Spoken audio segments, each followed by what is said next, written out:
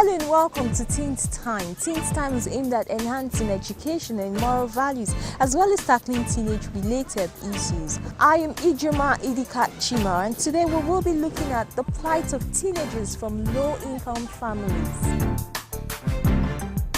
Low income has a direct and an indirect effect on teenagers because it hampers their parents' ability to help them. Teenz Time carried out a report on the plight of teenagers from low-income families. Let's see the report.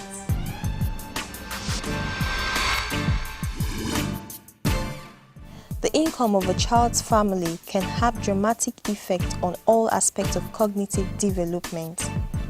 Teenagers from high-income families have access to clean water, fresh food, and often have more civic engagement. Socio-economic status is the single biggest external factor in a child's development, as it determines other opportunities, including quality education. Some of the challenges are schools. Some people don't have the funds to go to school, and some other basic necessities. If they look at people that are well-to-do, they want to live like them. Educational funding. Maybe the parents are less privileged. Some cannot even pay their children's school fees. Most of the teenagers develop low self-esteem as a result of inequality, become school dropouts, lack access to good health care services, access to information, get involved in antisocial activities and child labor in order to assist themselves and their families.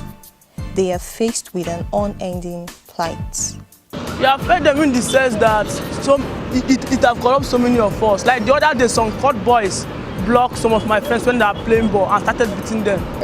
It affects them maybe having been deprived of learning, that acquiring educational qualification. So instead of maybe one attaining secondary education within a short while, so it used to be extended to a longer period. And some of them, they don't go to school, and in that process, they are liable to go and steal. When they don't get that necessity to help them, they may go into robbery or other things that may endanger their life. If we teenagers cannot go to school, that means our futures are not that bright. And for other teenagers who have been into all those crises like stealing and other things, their life is being cut short. The society can help by awareness, can create awareness, try to teach the younger ones how to live a good life. We will not go school, but if our children go school, then go know better, more than us. Like now, you see many of our children, then go just the waka up and down. Even to look better clothes for their body, there's no, because they no go school to see better things. I beg those governments, make them help us put our children for school. That is the one I know, where they will help us do.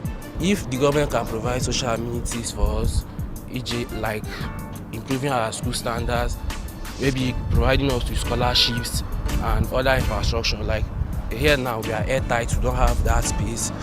So I believe this can help us. According to Teresa Albanese, the most perverse form of denial of child rights is poverty, because poverty makes it impossible to satisfy those needs that are basic rights.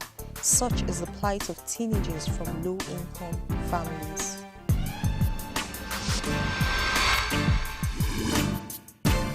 Well, we've seen the reports. Now, poverty is threatening to the rights and well-being of children.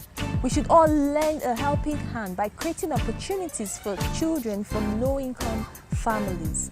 This is all we have on Teenz Time for this week, but next week we'll be continuing on this topic when we'll be discussing child poverty.